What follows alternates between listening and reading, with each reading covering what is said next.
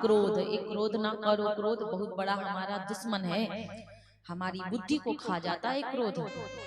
काम क्रोध मद, मद माने अहंकार, नशा, एक घमंड का नशा मत करो, ये घमंड का नशा तुमको हमको सबको बर्बाद करता है महाराज। काम क्रोध मद लोभ, लालच ना करो, जितना है उतने में खुश रहो, जितना है आपके पास में उतना में ही प्रसन्न रहना सीखो।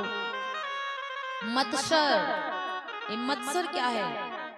मत्सर कहते हैं ईर्ष्या को, जलन, कोई क्या कर रहा है, कोई क्या नहीं कर रहा है, क्या ही मतलब हमसे, हमको किस बात की चिंता।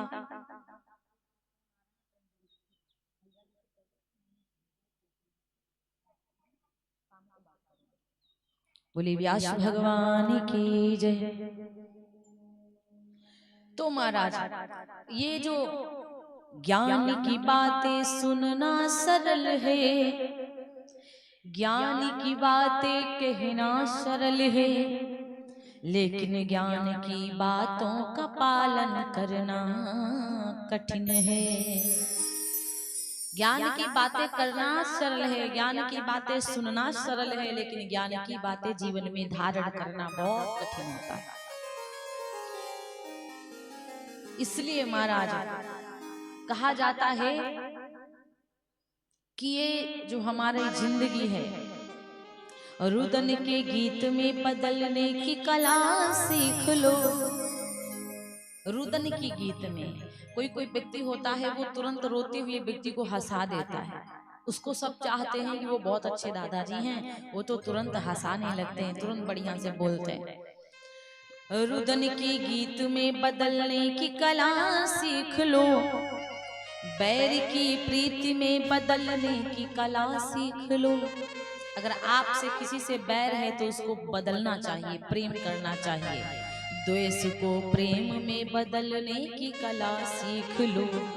यदि हमारे जीवन में द्वेष है तो द्वेष को समाप्त करिए, अपने आप को बदल लेना चाहिए। भगवान कहते हैं मैं सबको मानता हूँ, सब मेरे उपजाए हैं, सब मेरे प्यारे हैं, कि सब मम प्रिय सब मम उपजाए।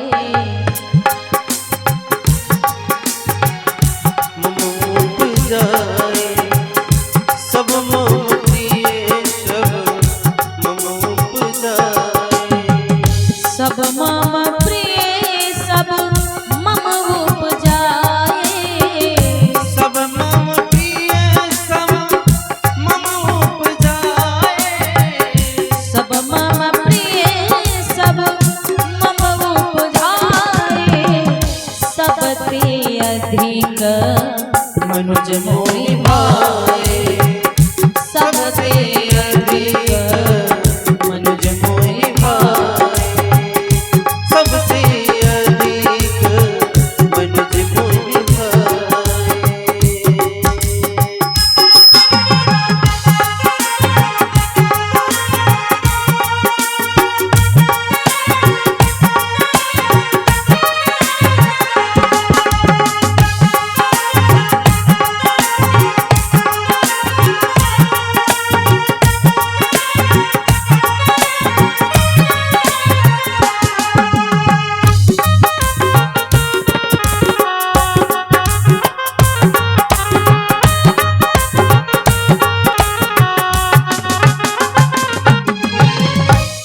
भगवान कहते सब मम प्रिय, मेरे सब प्यारे हैं, सब मम उपजाए, मेरे ही सब उपजाए हैं, और सबते अधिक मनुज मोहि भाए। भगवान ने कहा है कि सबसे अधिक, सबसे ज्यादा मुझे मनुष्य अच्छा लगता है। नाम लिखा दो मैया, उधर नाम लिखा दो। सब मुझे प्यारे लगते हैं और सब मेरे उपजाए हैं, और सबसे ज्यादा मैं मनुष्यों को ही मानता हूँ। सबसे प्रिय मेरे लिए मनुष्य ही हैं। भगवान ने स्वयं कहा है, भगवान ने ये तो नहीं कहा कि सबसे प्रिय मुझे कोई ऊंची जाति है या नीची जाति। भगवान जाति की तो बात नहीं करी यहाँ पे।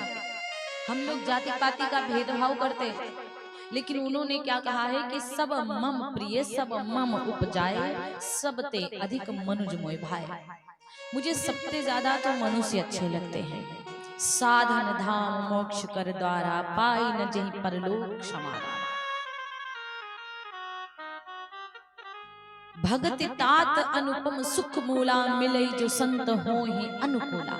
ये रामचरितमानस में चौपाई लिखी है कि व्यक्ति को यदि संत मिल जाए और संत का मिलन हो जाए और संत से दो बातें कथा की हो जाए तो समझ लो उसका जीवन धन्य बन जाता है। इसलिए महाराज जीवन में हमारे गुरु का होना बहुत जरूरी है। गुरु बिना सब व्यर्थ है, जप तप होम क्रियादि, दीक्षा ग्रहण मात्रेषु नरं नारायण भवेत। गुरु के बिना सब कुछ व्यर्थ है महाराज। आप चाहे कितना पूजा पाठ करो, चाहे जो कुछ, एक बार जीवन में गुरु जरूर कर लीजिए। जीवन में गुरु जरूर कर लीजिए, दीक्षा जरूर ले लीजिए। बहुत सारे संत हैं नैमिषारण्य में जो गुरु दीक्षा देते होंगे, तो गुरु दीक्षा ले लो। पति पत्नी हो तो गुरु दीक्षा ले लो, और दोनों लोगों को कुछ नहीं करना है, बस गुरु जो महामंत्र देंगे वही का जाप करना है। आपको जो मंत्र दे दिए, तो चाहे आपको 11 माला करने को बता देंगे, चाहे आप जितनी माला करो वो गुरुदेव भगवान बताएंगे। आप बैठ करके आराम से सुबह शाम भजन कर लो, इतना काम आपको करना है, बाकी आप चाहे जो काम करो। गुरु की बड़ी महिमा है महाराज, गुरु की बड़ी महिमा है। गुरु का मतलब होता है अंधकार की तरफ से प्रकाश की तरफ ले जाना। गुरु का मतलब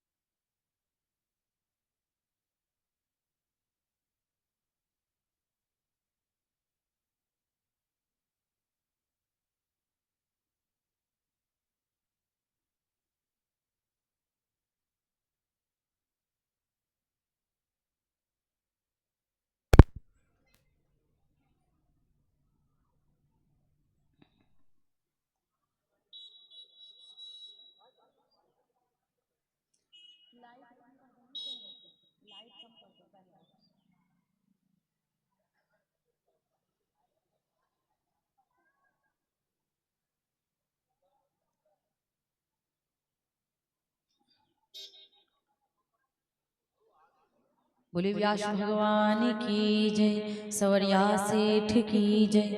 तो महाराज जीवन में गुरु का होना बहुत जरूरी है, और भक्ति पाने की, भगवान का भजन करने की कोई उम्र नहीं होती है। जैसे ध्रुव जी महाराज हैं, उत्तानपाद जी महाराज, कहा जाता है कि एक बार महाराज कश्यप थे, कश्यप महाराज के 13 पत्नियां हैं। कश्यप महाराज के 13 पत्नियां, 13 पत्नियों में 2 पत्नियों का वर्णन आया है। एक पत्नी का नाम था दिति और दूसरी पत्नी का नाम है अदिति। तो एक बार दिति माता ने अपने पति से जिद कर दिया। दिति माता ने कहा कि स्वामी देखो, मेरी बहनों के बच्चे हैं, पुत्र इत्यादि हैं, लेकिन हमारे अभी तक एक भी बेटा नहीं है।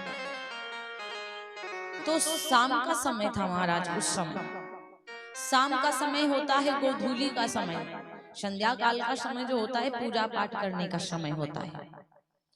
संध्या का समय था, तो महाराज जी पूजन करने जा रहे थे, और जब पूजन करने के लिए जा रहे थे तो उनकी पत्नी उनके पास में आई और बोली कि मुझे अभी तक पुत्र प्राप्ति नहीं हुआ। शाम के समय पूजा करने का समय, बाबा ने कहा देखो देवी, इस बारे में तो हम बाद में बात करेंगे, अभी मैं पूजा करने वाला हूँ, अभी मैं पूजा करूंगा, इसके बारे में बाद में बात करूंगा।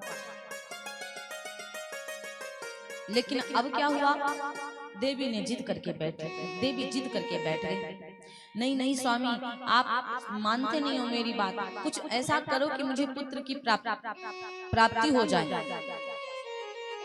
तो संत भगवान से कश्यप जी से गलती हो गई। शाम के समय, शाम के समय नारी के चक्कर में पड़ करके वो भटक गए। तब क्रोध में आकर के आज अपनी पत्नी को श्राप दे दिया। बाबा जी ने कहा कि तुमने मेरी पूजा को भंग किया है, इसलिए मैं तुमको श्राप देता हूं कि जितने तुम्हारे बालक होंगे सब राक्षस हो जाएंगे। अब तो देवी अदिति माता बहुत परेशान हो गई। दिति कहने लगी कि मुझसे बहुत बड़ी भूल हो गई स्वामी, मुझसे बहुत बड़ी गलती हो गई, मेरी गलती को क्षमा कर दो। लेकिन अब उन्होंने श्राप दे दिया तो कैसे टलेगा। तो उनके द्वारा 2 बालकों का जन्म होता है। एक का नाम था हिरण्याक्ष, दूसरे का नाम था हिरण्यकश्यप। हिरण्याक्ष ने पृथ्वी को ले जाकर के समुद्र में डुबोया था। तो ब्रह्मा जी को एक बार छींक आ गई। ब्रह्मा जी को छींक आई थी तो उनके नाक के द्वारा एक छोटा सा सूकर निकला था। और जब उनके नाक से छोटा सा सूकर निकला तो फिर उन्होंने बड़ा आकार ले लिया, तो उनका नाम पड़ा 12 भगवान। बोलिए 12 भगवान की जय। तो 12 भगवान निकले तो पृथ्वी को अपने दांतों के ऊपर रख करके निकल रहे थे। हिरण्याक्ष नारद जी को छेड़ने लगा तो नारद जी ने कहा तुम मुझको क्यों छेड़ रहे हो, अगर तुमको युद्ध करना है तो जाओ। 12 भगवान पृथ्वी को समुद्र से लेकर बाहर निकल रहे हैं, आप जाकर उनसे लड़िए जाकर। हिरण्याक्ष 12 भगवान से लड़ने गया तो 12 भगवान ने उसको मारा तो उसकी मृत्यु हो गई।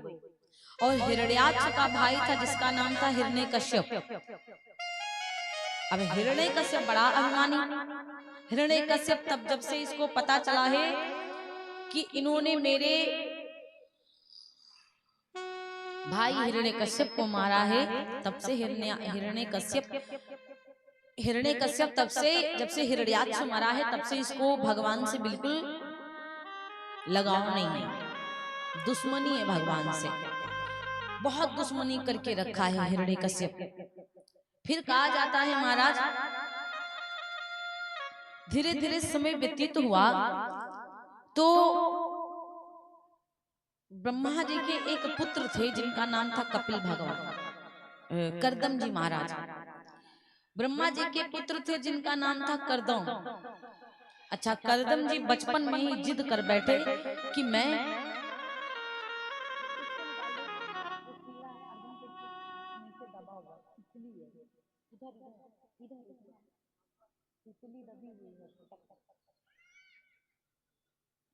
तो महाराज कहा जाता है कि अब तो जो करदम जी महाराज थे तो बचपन से ही उन्होंने विचार कर लिया कि मैं बाबा बनूंगा, मैं विवाह नहीं करूंगा। तो उनको भाई समझाया ब्रह्मा जी ने कि देखो विवाह कर लो, विवाह करने के बाद भी आप भक्ति भाव कर सकते हो, ऐसा नहीं है कि आप विवाह कर लोगे तो आपका भजन नहीं होगा। गृहस्थ आश्रम में भी रहकर संत बन सकते हो, गृहस्थी बन करके भी आप भगवान का भजन कर सकते हो। लेकिन करदम जी ने जिद कर दिया कि मैं विवाह नहीं करूंगा, वो जंगल चले गए। करदम जी महाराज जंगल गए थे तो एक बार देखा पक्षियों का जोड़ा विहार कर रहा था, खेल रहा था। तो इनके मन में आया कि मैं विवाह नहीं किया हूँ, सब दुनिया विवाह करके परिवार में मगन है और मैं यहाँ बाबा बना घूम रहा हूँ, अब मेरे मन में आया है कि मैं विवाह करूंगा। तो भगवान नारायण की तपस्या करना करदम जी ने प्रारंभ कर दिया। और जब करदम जी विवाह के लिए तपस्या करना प्रारंभ किया तो नारायण जी प्रकट हो गए। नारायण जी ने कहा कि मैं तुम्हारा विवाह तय कर दिया हूँ। तो करदम जी महाराज थोड़ा सा शर्माए कि बताओ भगवान क्या सोचेंगे मेरे बारे में कि मैं विवाह के लिए तपस्या कर रहा था। लेकिन भगवान अपने भक्तों को जरूर खुश करता है। करदम जी से बोले भगवान नारायण कि मैं तुम्हारा विवाह तय कर दिया हूँ। तो करदम जी ने कहा मेरी शर्त है महाराज, विवाह करूंगा लेकिन शर्त मेरी ये है आपका भजन न छूटे कभी, और मुझे आप ही साक्षात बच्चे के रूप में मिले। आपको मैं पुत्र के नजर से देखना चाहता हूँ, आप मेरे घर में बच्चा बनकर पधारिए। और जब ये बात सुन लिया महाराज तो भगवान ने कहा ठीक है भाई, हम तुम्हारा विवाह भी कर देंगे और तुम्हारे घर भी आएंगे बच्चे बनकर। तो करदम जी महाराज का विवाह मनु शतरूपा की 3 बिटिया थी, जिन्होंने जब ब्रह्मा जी ने पृथ्वी रची तो पृथ्वी रचने के बाद 2 ही लोगों को बनाया था, मनु शतरूपा। उनके 3 बिटिया थी, 2 बेटा था। एक बिटिया का नाम था आकृति, दूसरी बिटिया का नाम था देवहूति, तीसरी का नाम था प्रसूति। 2 बेटा थे, एक का नाम था उत्तानपाद, दूसरे का नाम था प्रियव्रत राजा। तो महाराज अब कहा जाता है कि अब तो देवहूति के संग में विवाह तय कर दिया। देवहूति के संग कुटिया में पधारे तो देवहूति ने देखा कुटिया में बहुत सारे बिल बने, मेंढक बैठा हुआ, चूहा बैठा हुआ, बिच्छू बैठे हुए, सांप निकले हुए और ऊपर घोंसला चिड़ियों के बने हुए। करदम जी से कहा पत्नी ने, क्या है ये सब? तो बाबा ने कहा ये सब मेरी कुटिया है और ये तो सब इन्हीं का घर है, पक्षियों का घर है, ये जीव जंतुओं का घर है। और जब कुटिया से देवहूति माता ने झांका तो देखा कि सरोवर था, तो सरोवर में पानी पी रही थी गैया और सिंह भी पानी पी रहा था, एक दूसरे को दोनों खा नहीं रहे थे। तो महाराज कहा जाता है अब तो देवहूति माता बड़ी प्रसन्न हो गई कि ये तो केवल संत के तप का प्रताप है, वरना कौन किसको भला बाघ गाय को छोड़ता है क्या? नहीं छोड़ता। बाबा जी बातें करके तपस्या करने लगे। 40 साल बीत गए, बाबा जी तपस्या कर रहे थे, 40 साल बीत गए। देवहूति देखती कि देखती रह गई कि मेरे पति देव तपस्या कर रहे हैं। नया नया विवाह हुआ, पत्नी जी आई, लेकिन एको बार नहीं बोली अपने पति से कि स्वामी मैं अभी जल्दी विवाह करके आई हूं, तो कुछ बातें करो। नहीं नहीं, बातें तो बिल्कुल करने की बात नहीं। साधु बाबा की जटाएं बड़ी बड़ी हो गई, चींटियां ऊपर आ जाती हैं, तो कपड़ों को गीला करके अपने पति के शरीर को पोंछती हैं, बाबा की जटाओं को सही करती हैं। आजकल की पत्नियां होती तो भाग गई होती अपने मायके, लेकिन वो पत्नी ऐसी थी देवहूति माता, अपने पति की खूब सेवा करती। 40 साल बाद जब बाबा जी जगे तो देवी को पहचानने से इनकार कर दिया। उन्होंने कहा कि मैं आपको नहीं पहचानता हूं कि तुम हो कौन। तब देवी ने कहा कि स्वामी आप मेरे संग विवाह करके आए थे, तभी से आप तपस्या करने लग गए थे, लेकिन मैं आपको छोड़कर नहीं गई। मैं बूढ़ी हो गई हूँ, आप भी बूढ़े हो गए हो, लेकिन मैं आपकी पत्नी हूँ, आप मेरे पति हो। बाबा जी को पत्नी की बात पसंद आई। बाबा ने देवी जी के हाथ को पकड़े, सरोवर में जाकर दोनों लोगों ने डुबकी लगाई, तो भगवान की कृपा से और तप की कृपा से दोनों लोग 16 साल के और 12 वर्ष के बन गए। 16 वर्ष के बन गए बाबा, 12 वर्ष के बन गई देवी देवहूति। अब दोनों लोगों के द्वारा 9 कन्याओं का जन्म हुआ महाराज। भगवान से कहा था कि आपके जैसा बेटा चाहिए, लेकिन भगवान ने उनको 9 बिटिया दिया। 9 बिटिया दिया, बड़ी बड़ी अत्रि मुनि को ब्याही गई। सती अनुसुईया उनकी बिटिया थी। अरुंधति माता गुरु वशिष्ठ जी को ब्याही गई, बड़ी बड़ी संतनी बनी है वो। लास्ट में भगवान नारायण जी अवतार लेकर के आए, तो उनका नाम पड़ा कपिल भगवान। बोलिए कपिल भगवान की जय। तब जाकर के कपिल भगवान का जन्म होता है। और एक इनकी बिटियां थी जो मनु शतरूपा की, ये देवहूति करदम जी को ब्याही गई। प्रसूति माता ब्याही गई दक्ष महाराज को। तो दक्ष महाराज के यहाँ एक बिटिया का अवतार हुआ प्रसूति के द्वारा, जिनका नाम पड़ा सती माता, जो भोले बाबा की पत्नी है। इनके एक बेटा है जिनका नाम उत्तानपाद जी। तो उत्तानपाद जी के एक पत्नी थी जिसका नाम था सुनीति। लेकिन समय ज्यादा व्यतीत हो गया, सुनीति जी के द्वारा एक भी पुत्र की प्राप्ति नहीं हुई। तो सुनीति माता बड़ी रोती हैं, उदास रहती हैं। सुनीति माता कहती है स्वामी आप दूसरा विवाह कर लो। उत्तानपाद जी मना कर दिए, नहीं नहीं नहीं, मैं विवाह नहीं करूंगा। दूसरा विवाह करने का मतलब है आपको तकलीफें उठाना। दूसरे विवाह करने का मतलब है पहली पत्नी को दुख उठाना। तो आप बिल्कुल भी इसकी चिंता मत करो, आप इसकी चिंता ना करो बिल्कुल। मैं विवाह नहीं करूंगा, अगर बेटा है तो ठीक है, आएगा तो ठीक है, नहीं होगा तो भी ठीक है। लेकिन नारी की जिद बहुत खराब होती है। माता ने जिद कर दिया, नहीं नहीं आपको विवाह करना पड़ेगा। तो फिर इनको विवाह करना पड़ा दूसरा। तो दूसरी पत्नी का नाम था सुरुचि। और जब दूसरी पत्नी का सुरुचि नाम था, सुनीति को जैसे द्वार पर खड़े हुए सुरुचि ने देखा, सुरुचि चिल्लाने लगी, ये कौन है? या तो मेरे डोला को वापस कर दो और या तो इसको वापस कर दो, या तो इसको महलों से निकाल। महाराज ने कहा, ये मेरी पहली पत्नी है, आपको क्या दिक्कत है इस पत्नी से? माता सुनीति रोने लगी, कहने लगी, बहन तुम तो अब आई हो और मेरे पति को छोड़ देने की बात करती हो, वापस डोला भिजवाने की बात करती हो। तुम्हें पुत्र होगा तो मैं केवल दासी बनकर खिलाऊंगी, बाकी कुछ नहीं करूंगी। लेकिन सुनीति माता की बातों को सुरुचि ने नहीं माना। सुरुचि ने कहा कि नहीं, या तो तुम यहाँ की रानी बनोगी या तो मैं रानी बनूंगी, और या तो तुम यहाँ से जाओगी या तो फिर मैं वापस जाऊंगा। सुनीति माता की आंखों में आंसू आए। सुनीति माता ने कहा, आप जाने की बात क्यों करती हो? मैं चली जाऊंगी, मैं दासी हूँ, मैं खेत में कुटिया बनाकर रह लूंगी, लेकिन आप अपने महलों में रहो। इस प्रकार से सुनीति माता जो थी तो बिचारी कुटिया बनाकर खेत में रहती है।